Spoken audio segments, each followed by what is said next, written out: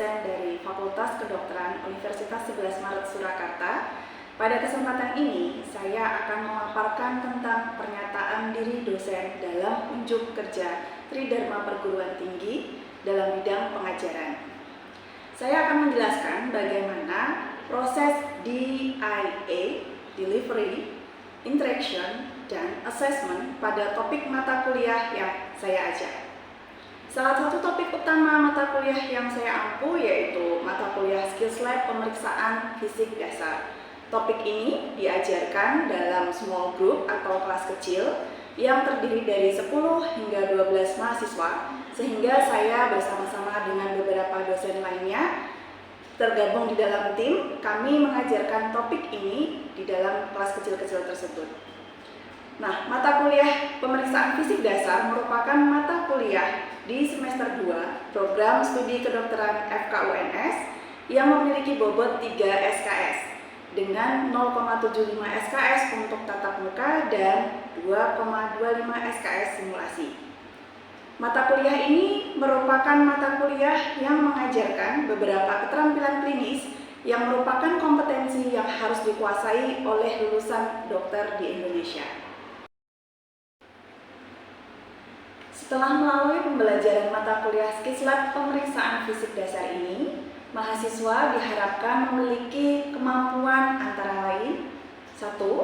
Mampu melakukan pemeriksaan dan menginterpretasikan hasil pemeriksaan jantung, paru, dan abdomen pada kondisi normal secara benar. Yang kedua, mahasiswa mampu melakukan pemeriksaan dan menginterpretasikan hasil pemeriksaan kepala dan leher pada kondisi normal secara benar. Yang ketiga, mampu melakukan pemeriksaan anamnesis, penilaian kesadaran, yaitu pemeriksaan Glasgow Coma Scale pada dewasa dan anak, pemeriksaan rangsang meningeal dan pemeriksaan nyeri, serta mampu menginterpretasikan hasilnya. Yang keempat, mampu melakukan pemeriksaan dan menginterpretasikan hasil pemeriksaan genitalia pria, melakukan pemeriksaan rectal touche atau colok dubur, serta mampu melakukan pemeriksaan dan menginterpretasikan hasil pemeriksaan genitalia eksternal sistem reproduksi wanita. Yang kelima, mampu melakukan pemeriksaan dan menginterpretasikan hasil pemeriksaan mata dasar dan THT dasar pada kondisi normal secara benar. Serta yang keenam, mahasiswa mampu mengintegrasikan keterampilan klinik dengan menganalisis, mengidentifikasi, dan melakukan pemeriksaan yang diperlukan, serta menginterpretasikan hasilnya pada kasus-kasus pasien secara komprehensif. Adapun materi pokok yang diajarkan atau dipelajari di dalam topik mata kuliah ini meliputi: 1. Pemeriksaan jantung dan paru dasar. Yang kedua, topik pemeriksaan abdomen dasar. Yang ketiga, topik pemeriksaan kepala leher. Yang keempat, topik pemeriksaan saraf dasar. Yang kelima, topik pemeriksaan genitalia pria dan colok dubur. Yang keenam, topik pemeriksaan ginekologi dasar. Yang ketujuh, pemeriksaan mata dasar. Kedelapan, topik pemeriksaan THT dasar. Dan yang terakhir adalah topik pemeriksaan integrasi 2. Untuk khusus topik integrasi 2, maka konten yang diintegrasikan meliputi sambung rasa dan anamnesis, kemudian teknik cuci tangan secara aseptik, pemeriksaan torak dan abdomen, serta pemeriksaan kepala dan leher. Metode perkuliahan ini dilaksanakan melalui kuliah pengantar yang dilakukan secara daring, baik bisa melalui Zoom ataupun recording video untuk masing-masing topik. Nah, kemudian akan dilanjutkan dengan sesi luring di Laboratorium Keterampilan Klinis atau Skills Lab untuk sesi terbimbing dan sesi responsi. Pada sesi terbimbing, mahasiswa akan mendapatkan materi melalui penjelasan dan demonstrasi dari dosen, diikuti dengan diskusi atau role-play dengan cara mahasiswa berlatih, 1 atau 2 mahasiswa itu akan berlatih mengikuti apa yang sudah didemonstrasikan atau diajarkan oleh dosen. Sedangkan pada sesi responsi, mahasiswa diharapkan dapat melakukan simulasi keterampilan klinis yang nantinya akan diikuti dengan pemberian umpan balik terhadap performance mereka terkait keterampilan klinis yang sudah dilakukan. Adapun referensi yang digunakan dalam mata kuliah ini menggunakan referensi yang kami update. Yang pertama yaitu menggunakan buku panduan, manual keterampilan klinis yang dibuat oleh tim topik masing-masing topik dari FKUNS, di mana buku manual ini diupdate setiap tahunnya. Yang kedua, menggunakan buku Bates Guide to Physical Examination and History Taking yang merupakan edisi ke-12 pada tahun 2017. Dan yang ketiga, menggunakan panduan keterampilan klinis bagian 1 dan 2 yang merupakan bagian dari Indonesian Skills Laboratory Network and Development dari IT yang sudah dikeluarkan pada tahun 2020.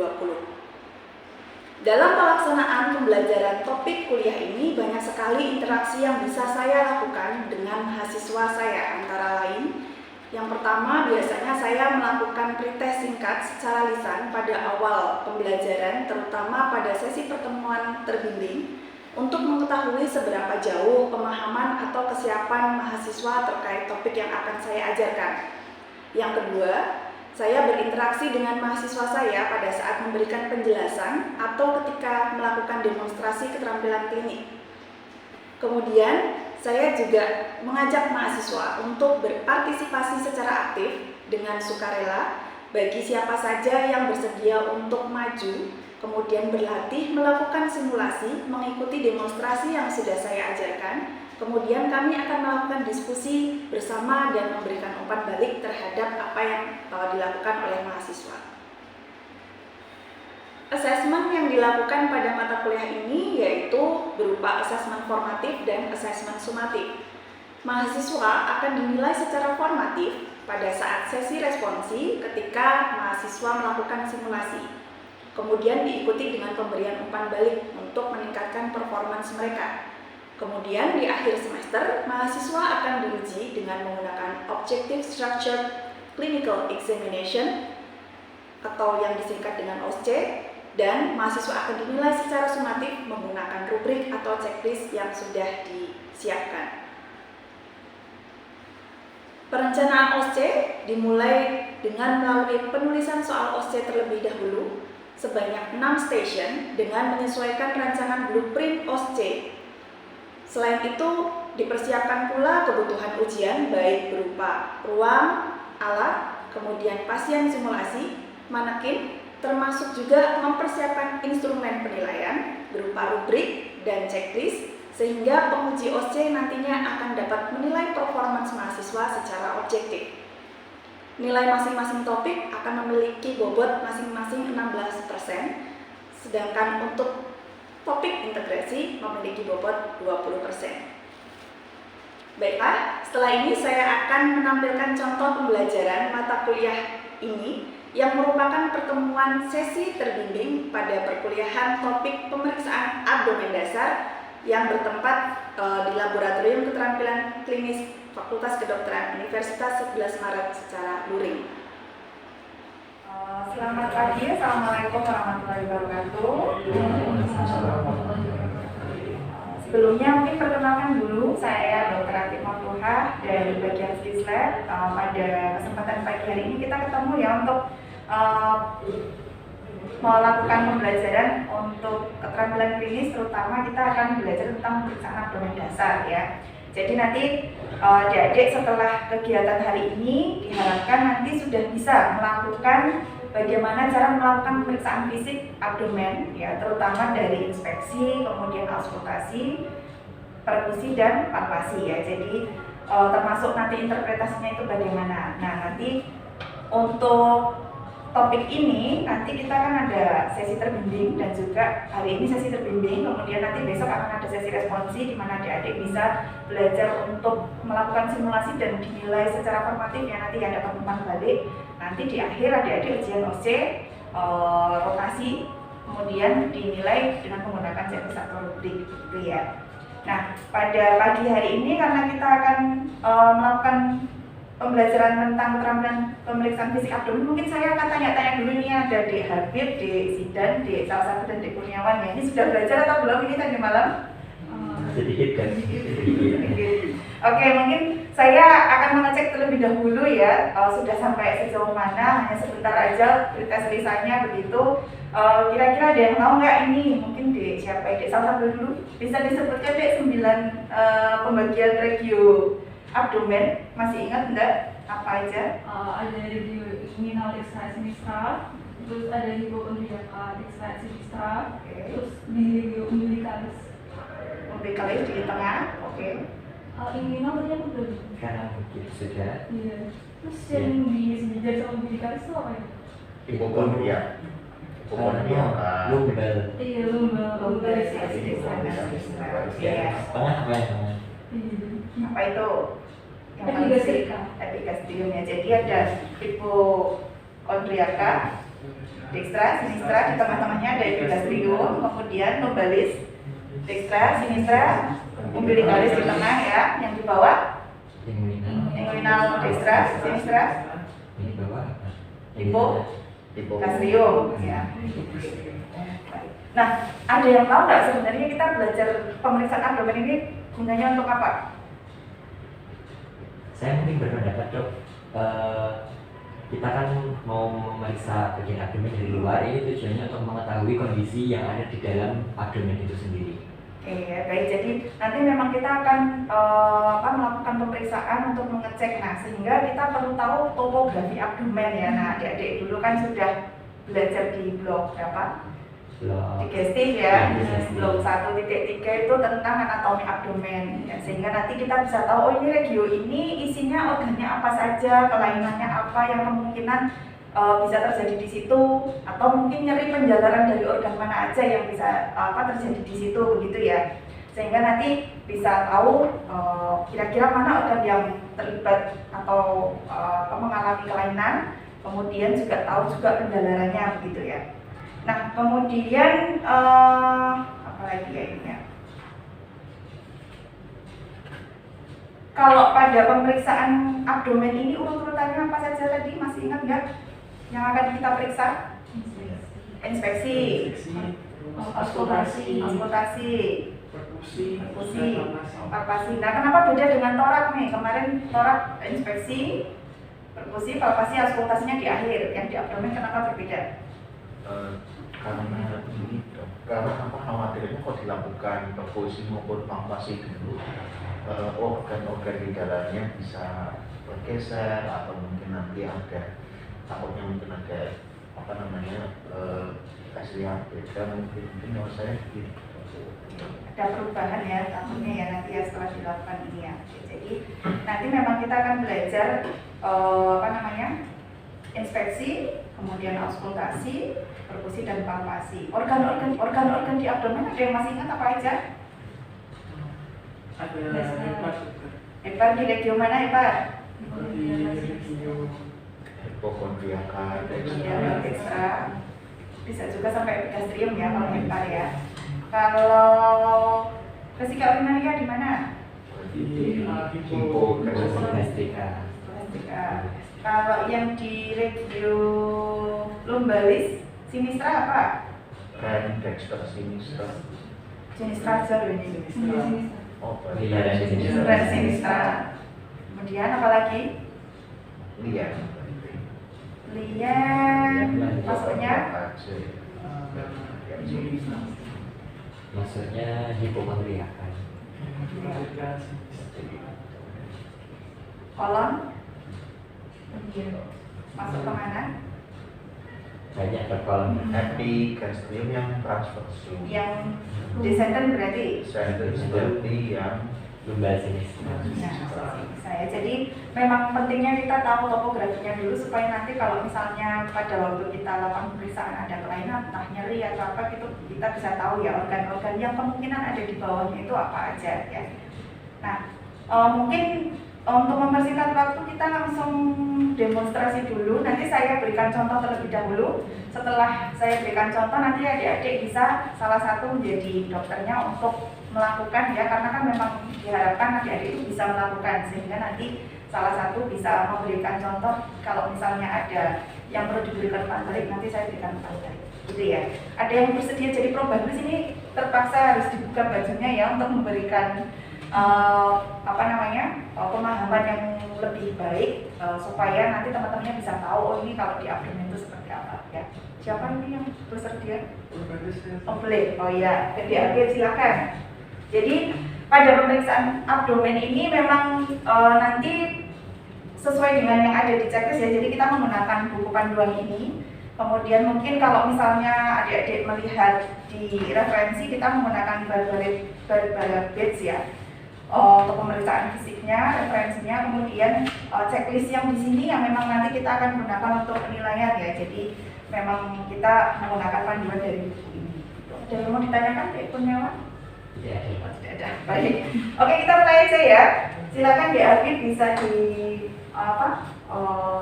persiapkan terlebih dahulu. Jadi sama seperti saat kita melakukan pemeriksaan kepada pasien, jadi kita biasanya tetap melakukan sambung rasa terlebih dahulu. Jadi karena besok itu mungkin ketika ujian OC itu tidak dari anamnesis, jadi kita melakukan sambung rasa identitas pasien. Bapak namanya siapa? Bapak Habib. Oke, Bapak Habib, ini ada keluhan di bagian perutnya ya Pak ya. Setelah ini nanti akan saya lakukan pemeriksaan. Jadi Bapak silakan tidur terlentang di bed sambil dibuka bajunya. Kemudian nanti bisa relax dan juga ditepuk kakinya ya. Jadi memang di checklist yang nomor 1 ini di sini kita meminta pasien untuk menepuk lutut dan mengajak berbicara. Sebenarnya menepuk lutut ini bisa dilakukan hanya pada saat palpasi aja ya, palpasi organ hepat. Tujuannya apa ini menepuk lutut? Untuk merilekskan otot-otot. Merilekskan otot-otot abdomen ya. Jadi pada saat palpasi memang. Cuma seringnya itu biasanya terlupa sehingga ini dimasukkan di checklist yang pertama memang ya. Jadi kalau misalnya adik-adik nanti ketika ujian dilakukan pada saat palpasi aja itu tidak masalah ya, tidak salah ya. Jadi nanti adik-adik bisa mendekat aja supaya nanti bisa terlihat ya ketika saya mencontohkan. Nah tadi setelah pasien dipersilakan untuk berbaring tidur terlentang, kemudian dan juga kita juga meminta persetujuan ya tadi ya kepada pasien. Kemudian kita berdiri seperti pemeriksaan yang lain, dokter berada di sebelah kanan ya, kanan pasien ya. Kemudian Bapak nanti kalau semisal pada waktu pemeriksaan ada nyeri atau ada sesuatu yang dikeluhkan bisa memberikan respon ya Pak ya, misalnya mengaku atau kesakitan atau kenapa itu bisa diberikan responnya ya. Kemudian relax saja ya, relax saja dan bisa ditekuk kakinya ya nanti ya. Pada saat pada saat saya melakukan palpasi atau penekanan itu bisa ditekuk. Kemudian seperti yang lain, topik yang lain bahwa kita melakukan simulasi cuci tangan aseptik sebelum dan sesudah pemeriksaan ya, sudah jangan lupa dengan menggunakan teknik WHO. Kemudian inspeksi apa yang akan kita lihat di abdomen pasien, di perut pasien, apa aja? Perkembangan fisiknya dinilai apakah ada asimetri, apakah ada sikatrik atau misalnya ini istilahnya itu ada scratch mark. Kemudian juga mungkin pulsasi kok nggak salah ya, pulsasi aorta nanti palpasi. Oh di palpasi. Pulsasi juga bisa diinspeksi selain di palpasi ya. Jadi memang betul ini dilihat dulu bentuknya ya, konturnya simetris atau tidak. Nah ini bisa juga dilihat ya antara dinding perut dengan dinding dada apakah sejajar atau tidak. Nah kemudian setelah itu, selain itu tadi ada sikatrik, inflamasi begitu ya.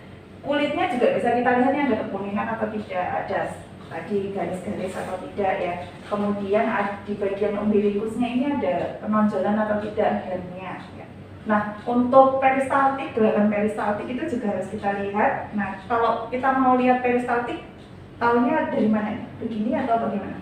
Posisinya mungkin dari samping sejajar. Ya, dari samping dan sejajar yang membungkuk ya. Nah biasanya kalau pada normal sih memang gerakan peristaltik terlihat atau nggak terlihat? Tidak ya, karena kalau tidak ada obstruksi di saluran cernanya itu tidak akan terlihat ya. Jadi tadi kita lihat di inspeksi bentuknya ya, simetris tidaknya, kemudian kulitnya bagaimana, keadaan umbilikusnya bagaimana, gerakan pulsasi di peristaltik ya, sama pulsasi di situ juga bisa kita lihat ya. Kalau normalnya memang tidak bisa terlihat ya untuk ininya. Kemudian setelah itu kita melakukan auskultasi terlebih dahulu sebelum dilakukan perkusi dan palpasi ya. Nah kalau auskultasi kita di mana aja ini lokasinya? Di aorta Bisa di 4 regio, 4 regio. ditambah 1 aorta abdominalis di tengahnya. Sama yang bunyi peristaltik. Bunyi peristaltik kita hitung berapa? Durasi Normalnya, dari antara 5 sampai 34 kalau nggak salah durasinya semenit. Namun kita nggak bisa memotong interval karena kan memang bunyinya dia nggak ritmis, nggak seperti jantung. Ya betul ya. Jadi memang normalnya bisa 5 sampai 34, tapi memang itu juga bervariasi ya antara ini ya, karena bisa saja saat biasanya kita cuma 8 kali, kemudian waktu diare jadi 20 kali itu sudah termasuknya hitungannya sudah lebih banyak daripada biasanya gitu ya. Jadi di keempat kuadran ya, kita ketika meriksa abdomen bisa pakai penggunaan 9 regio, bisa juga menggunakan yang 4 regio. Kalau 4 regio berarti batasnya mana? Umbilikus ini ya. Berarti yang di sini regio kanan atas, kiri atas, kiri bawah, dan kanan bawah. Nah, biasanya kalau misalnya waktu auskultasi memang kita periksa di seluruh kuadran ya. Jangan lupa ketika meriksa peristaltik berarti kita harus menggunakan Jam di ruangnya.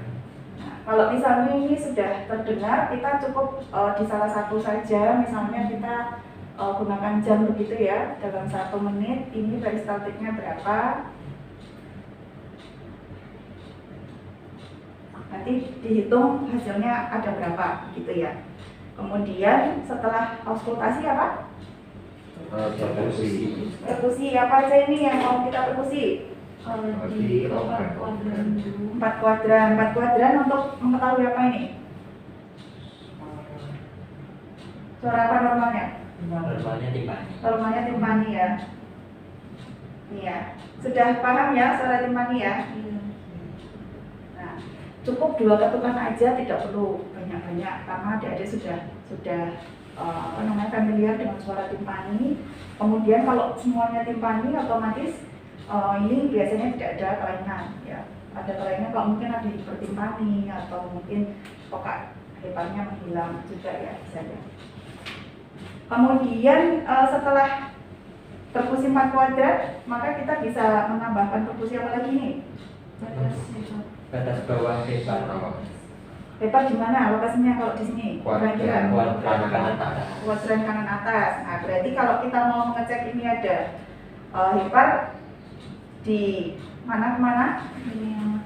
Dari kalau ini dari saja umbilikus kemudian naik hingga organ suara. Tapi untuk yang batas atas yang dari toraks atau kosta 2 turun hingga begitu. Oke, berarti dari batas bawah dan batas atas kita akan mencari redup atau peka ya. Di ritnya mana? Midclavikular berarti ada di tengah-tengah klavikular ya.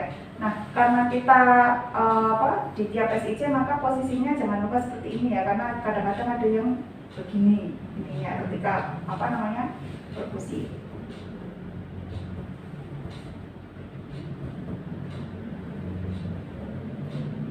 Sudah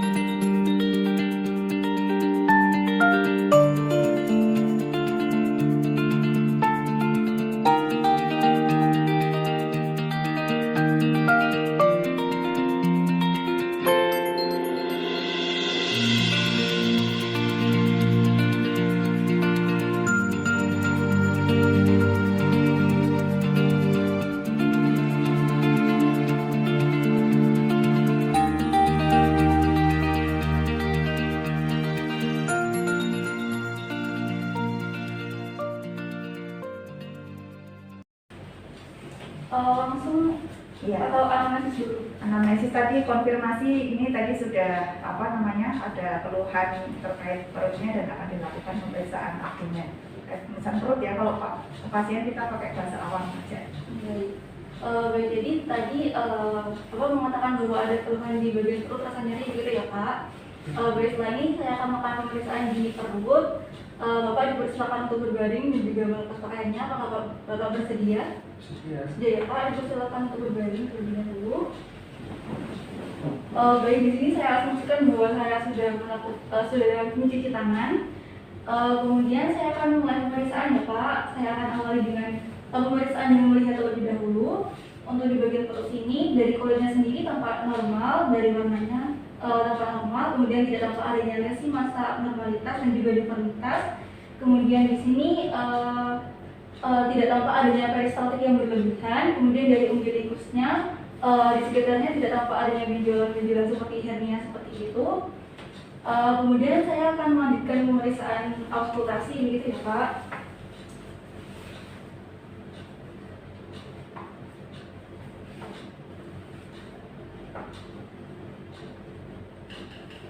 Baik. Di sini saya akan melakukan auskultasi di 4 kuadran terlebih dahulu.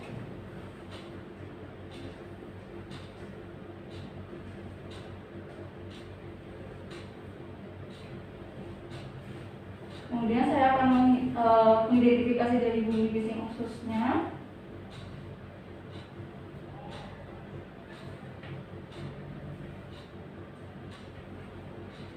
Baik, kemudian untuk dari aorta abdominalisnya,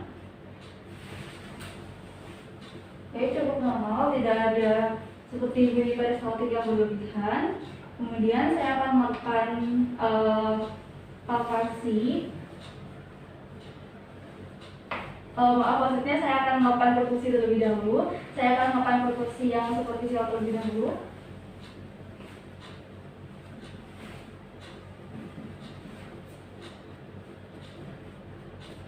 Bunyinya normal, Tiffany. Kemudian saya akan melakukan pengukuran batas atas sefar. Di sini di linea microaquariusnya sinistra.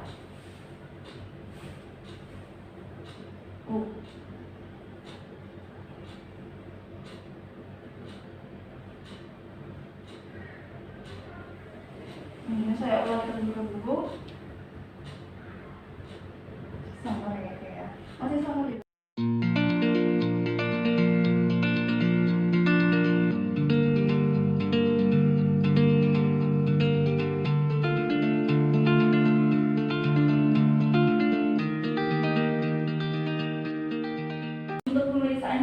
sudah selesai ya dokter.